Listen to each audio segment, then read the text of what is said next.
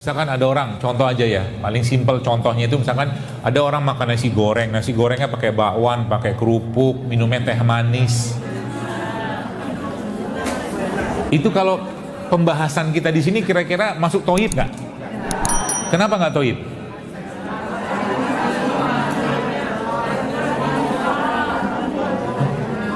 Karena terlalu banyak karbonya. Gulanya kebanyakan. Makanya ada satu buku saya baca itu, saya beli di internet, judulnya Why We Get Sick. Kenapa kita sakit? Buku itu isinya cuma satu, ngomongin apa? Insulin resisten. Insulin resisten itu apa? Gini, ilustrasinya ya.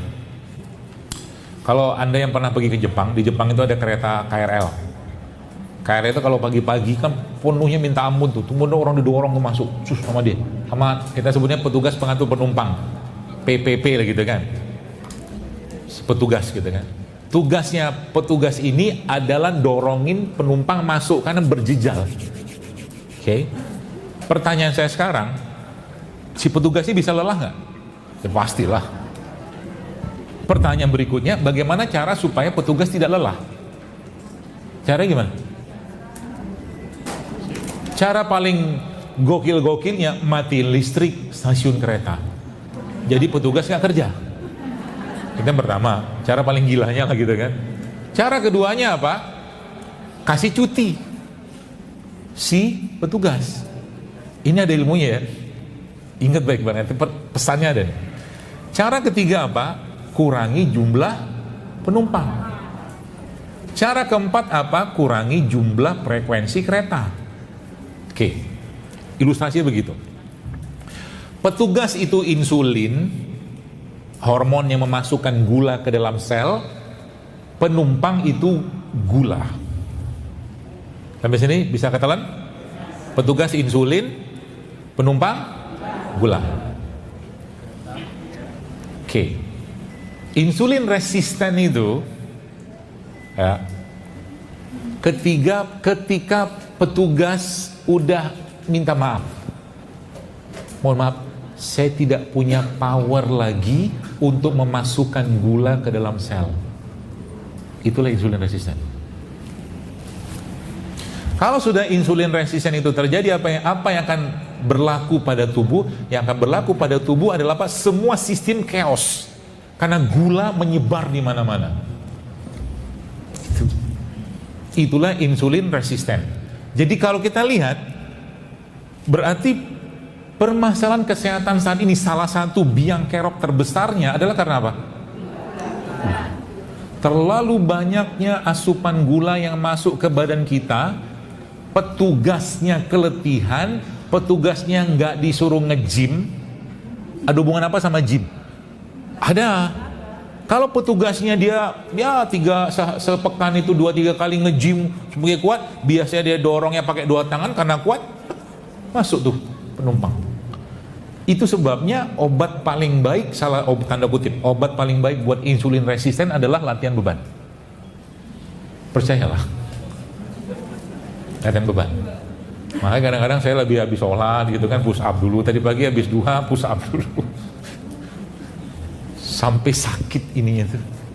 Kalau bahasa kita tuh ototnya robek, nah bahasa kita gitu. Gitu. Itu paling murah latihan beban. Latihan beban kalau lama-lama sudah dilatih, lama-lama jadi kardio dia. Orang yang biasa pull up gitu kan.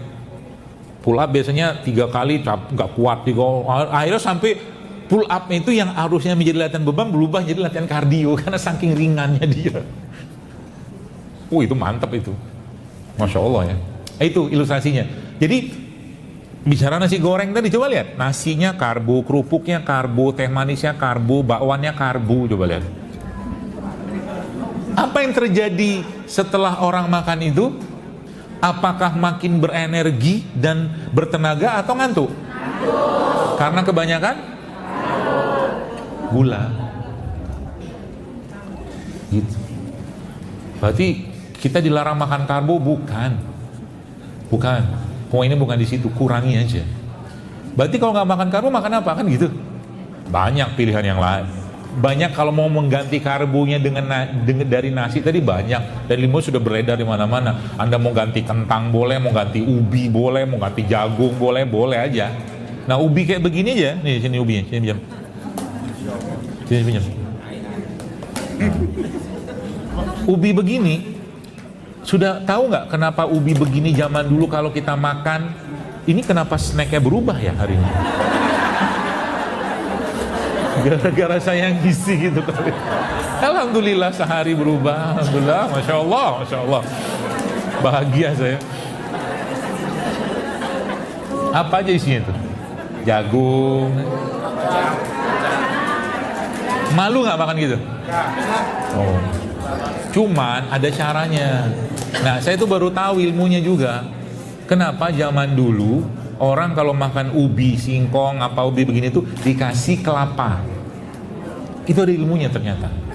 Jadi salah satu cara untuk membuat gula itu tidak melesat kuat setelah kita makan karbo itu adalah pakai lemak. Itu ilmunya.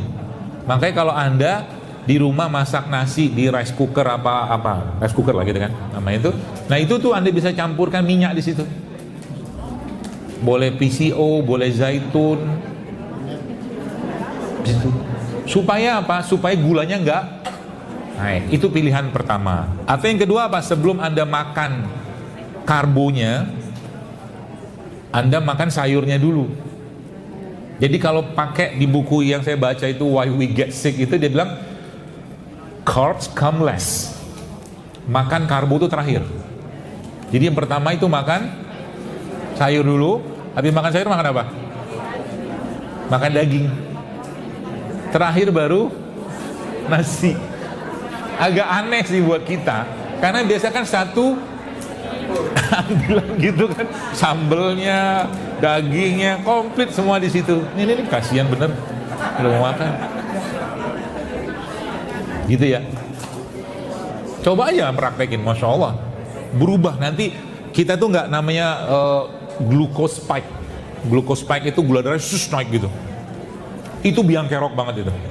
Ya, jadinya kalau sudah mulai makan itu sudah mulai falyanzuril insa nuailah ta'ami. Perhatiin dong. Gitu kan? Ana sobabna ma'sobba. Suruh perhatiin yang dimakan tuh apa. Ya, gitu. Simple, simple. Gampang, gampang. Tapi, woi setannya, Masya Allah. Setan yang kita sendiri yang paling susah. Ya, percayalah. Ya, wah, habis ikut kajian Jalul Akbar gitu kan, wah hari hidupnya besok bakso lewat, mie ayam lewat, instan lewat. Godaan kan? Auzubillah minasyaitonir rajim. Gitu ya. Mudah, ya mudah. Berarti ya ini terakhir mungkin ya. Udah jam 11, Masya Allah. Ya sampai jam berapa? Sampai 11 ya? Hai bau ibu, ente puas, ane lemas.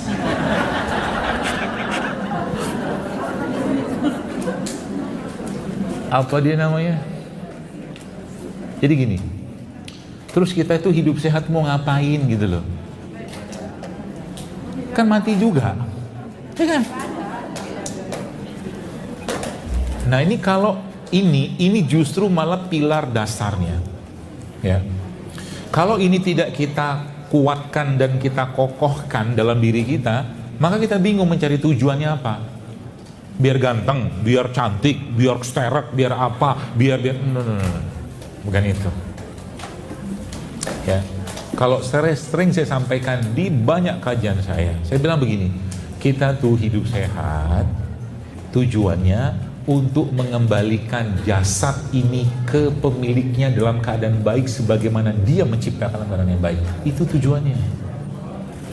Supaya nanti umur 70 tahun masih bisa tawaf nggak pakai kursi roda, sa'i nggak pakai kursi roda. Itu tujuannya. Artinya apa? Supaya badan itu bisa sempurna melakukan ibadah. Itu di barat ada nggak? Mana ada. Makanya dalam Islam itu semua yang terkait dengan apa yang kita lakukan itu harus kita tarik kepada agama tujuannya.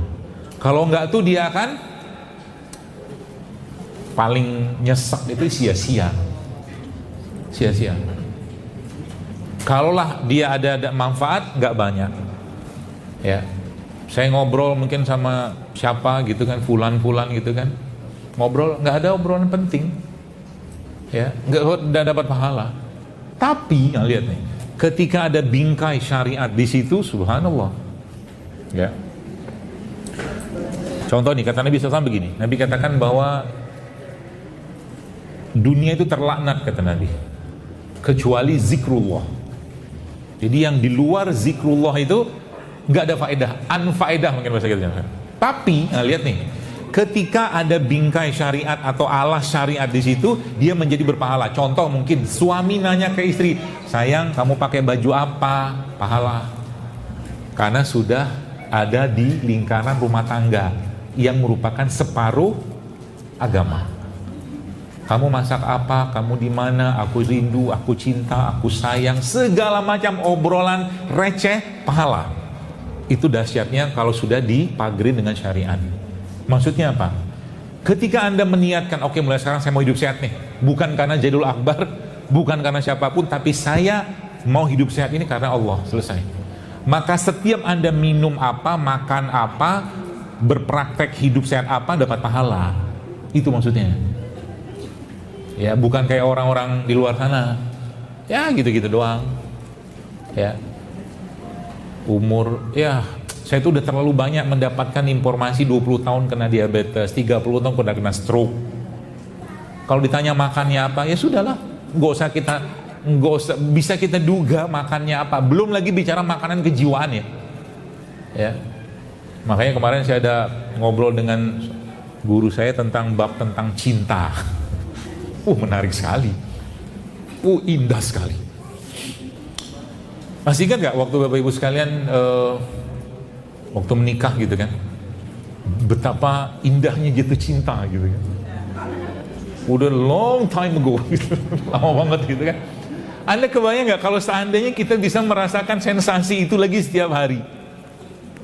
Masya Allah, indah banget, sangat indah ya. Orang jatuh cinta tuh udah lupa makan, udah kenyang sama cintanya, betul gak? Makan lupa, tidur lupa, minum cinta. Itu lihat, itu kalau dipasang atau diambil cinta tadi itu, Anda letakkan pada ibadah, Allahu Akbar, jos, luar biasa. Sehingga nanti apa? Tidak akan pernah keluar kalimat yang dia mengatakan bahwa ya zuhur lagi. Karena waktu zuhur itu waktu dia, tanda kutip gitu kan, kencan dengan Tuhannya, ngobrol dengan Tuhannya, yang setiap kalimat yang dia baca dalam sholat itu, alhamdulillahirabbil alamin, Allah bilang hambaku memujiku, kata Allah. Indah banget. Itu sebabnya Nabi kita sallallahu alaihi wasallam kalau sholat lama atau bentar? Lama. Kenapa lama? Karena menikmati cinta itu. Ibnu Mas'ud kan pernah cerita kan bahwa beliau radhiyallahu anhu pernah ngikut sholat sama Nabi SAW. Rakaat pertama baca Al-Baqarah, pikir sudah selesai Al-Baqarah, lanjut lagi Ali Imran. Al-Baqarah dibaca minimal 2,5 jam, minimal 2, ya yang cepat lah gitu kan, 3 jam lah. Lanjut sama Ali Imran, sampai Ibnu Mas'ud bilang, saya itu udah mikir untuk meninggalkan sholat itu karena saking. Kenapa Nabi bisa kayak begitu? Karena berlimpahnya cinta Nabi pada Allah melalui ibadah. Orang barat ceritanya beda. Cinta picisan, Romeo Juliet dijadikan rujukan. Apa ceritanya cinta bunuh diri? Tak ada ceritanya. Laila Majnun, tahu ceritanya Laila Majnun? Sampai kawin nggak mereka? Sampai nikah nggak? Enggak loh, mana ada nikahnya. Tapi banyak pelajaran akidah di situ sebenarnya. Jadi kalau belajar cinta itu ya belajarlah dengan ulama. Makanya Pernah baca buku Rodatul Muhibbin, Taman Orang-orang Jatuh Cinta. Wih, asik buku itu. Tidak paham bahasanya. Terlalu tinggi bahasa cintanya Ibnu Qayyim al-Jauziyah rahimahullah itu. Ya. Ya, jadi apa poin yang saya mau sampaikan dengan bab tentang cinta ini? Nah, itu sebagai pesan terakhir. Orang yang hidupnya berlimpah dengan cinta, ya, maka cinta ini bukan kaitannya cuma sekedar dia mencintai seorang wanita atau laki, bukan.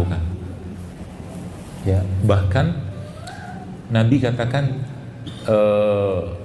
salah satu amalan yang bisa membuat orang itu masuk surga adalah mencintai saudaranya sama muslim. Coba, gara-gara cinta bisa masuk surga. Nah, kalau itu Anda pasanglah itu dalam kehidupan Anda, terutama ibadah, maka ibadah yang kita kerjakan itu akan berlimpah cinta. Malam itu akan menjadi waktu yang Anda nantikan untuk berkhalwat dengan Allah, untuk ngobrol sejenis-jenis sama Allah.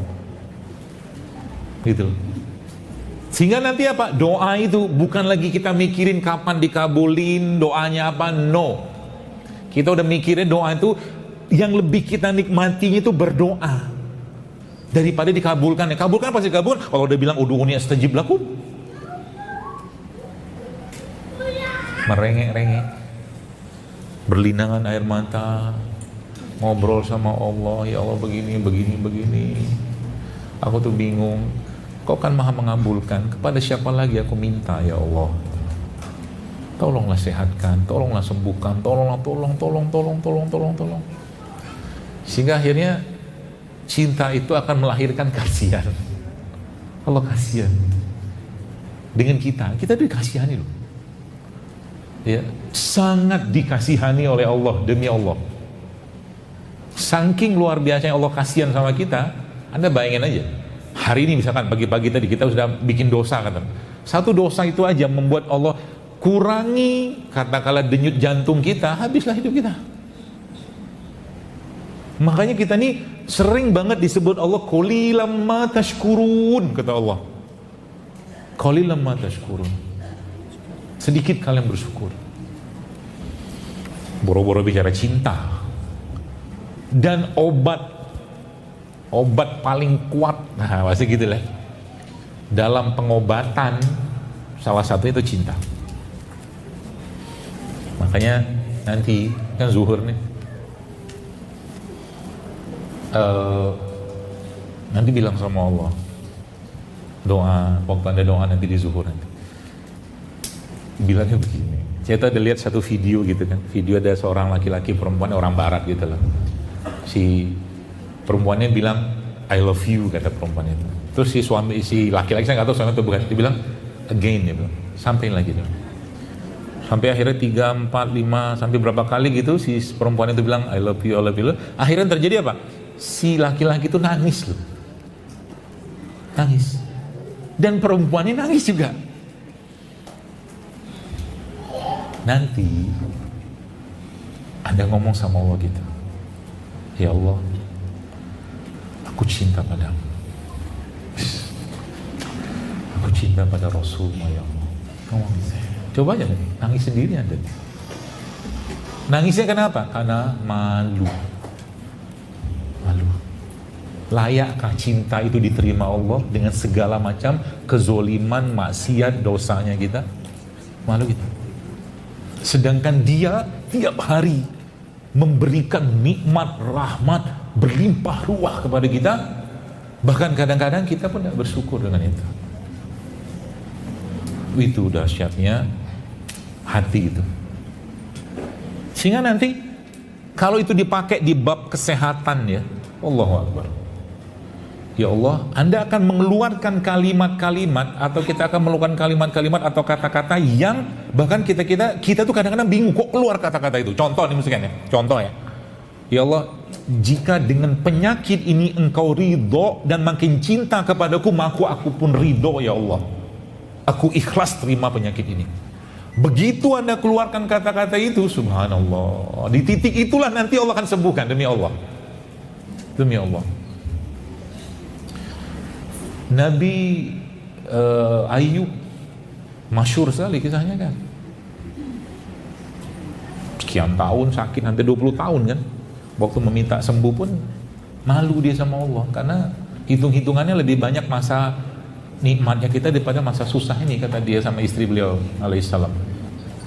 Sehingga nanti, atau mungkin kalimat Allah dalam Al-Quran itu kan, kalau Anda lihat di surat Al-Anbiya itu, tentang ada 3 kisah tuh dalam satu lembar itu. Nabi Ayub, Nabi Zakaria, sama Nabi Yunus, satu lembar di surat Al-Anbiya. Saya lupa halaman berapa itu, tapi semuanya diakhiri dengan fastajabna lahu, kata Allah. Seketika kami kabulkan doanya. Fastajabna lahu. Yang Nabi yang di atas itu kisah Nabi Yunus. La ilaha illa anta subhanaka inni kuntu minadh dhalimin. Fastajabna lahu, kami keluarkan dia.